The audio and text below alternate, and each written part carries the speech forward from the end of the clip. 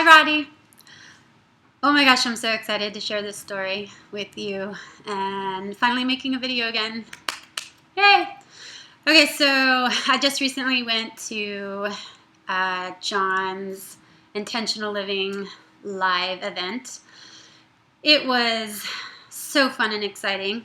And at the very end of his day, he shared this story about, you may have already heard it, about how he was in Australia traveling with his family. And there was this spectacular event that they have in Australia. I don't know if it's called the Wimbledon. I should get the details of the story right. But apparently he was driving by and he told his wife, he's like, oh, I really want to go to that. Let's go get tickets.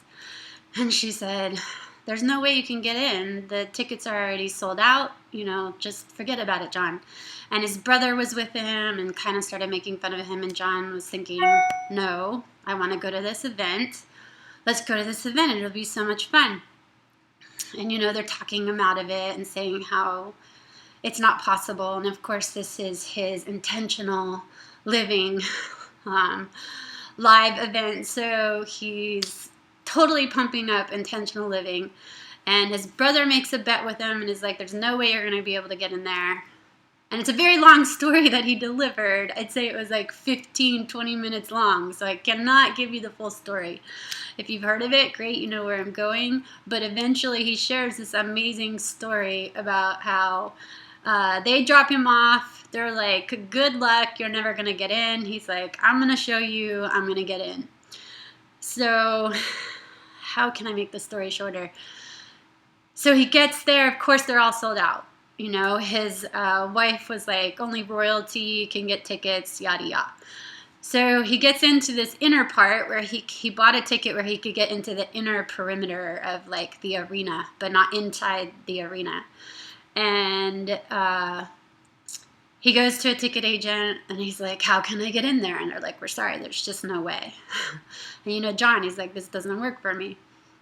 So longer story shorter, there's like 200 people in line and waiting for anyone who returns a ticket, anyone. He goes up to that ticket agency and they go, okay, well, we've had 8 tickets returned.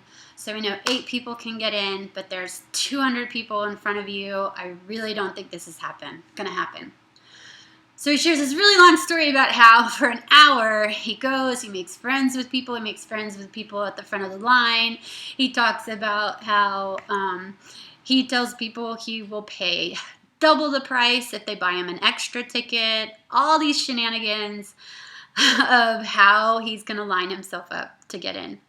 Well, at the end of his story, of course, he just had talked to a guard who said, okay, if nobody shows up for these seats, I'll let you in. And this woman walks up to him and says, hey, I hear you're looking for a ticket. And she sells him a ticket. He ends up going inside, and the ticket is in the 4th row in the very center of the arena. Oh my gosh, 3.5 minutes just to get here. I'm going to have to, you got to help me, Roddy. You got to help me shorten this, but I've got to tell you. Okay, so it's at the end of this event, and apparently my flight leaves at 10:30 at night, and we got done early. I'm at the airport, it's 5:30.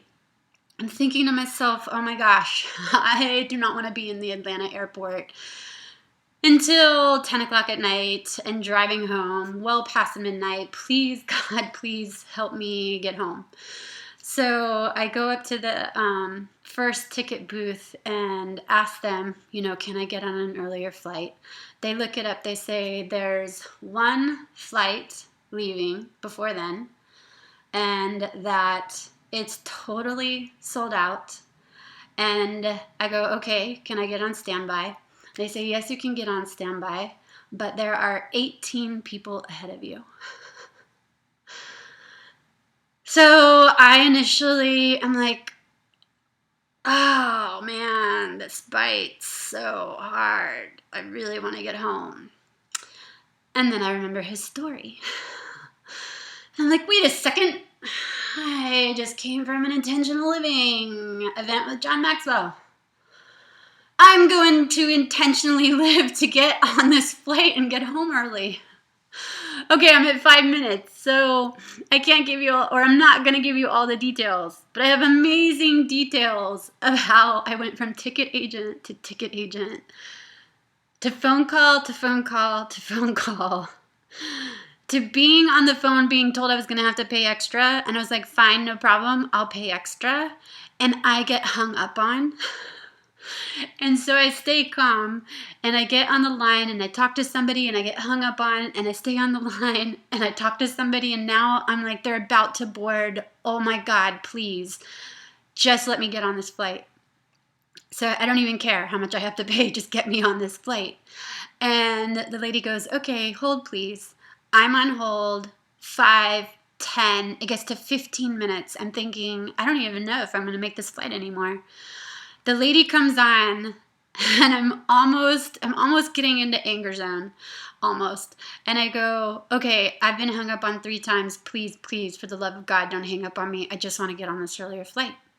She goes, oh, okay, no, it's okay. I'm the manual overriding ticket agent. I'm the person who can get you on this flight. Just hang in there. Everybody's been writing details. I see that you got hung up on. The call dropped. Let me just read through everything. I'm like, okay, I can do this. So she reads through everything. She goes, okay, all right, I've got you set. You're on the flight. I'm like waiting for her to take my credit card information. And I go, is there anything else you need from me? She goes, no, you just need to go to the ticket. You need to reprint your boarding pass so that you can get on. I got on. Yep, fully booked flight. 18 people on standby. I got on. So I wanted to thank John for his story. And I love living intentionally. And I love that you're going to help me share this story in a shorter way. All right. Thank you.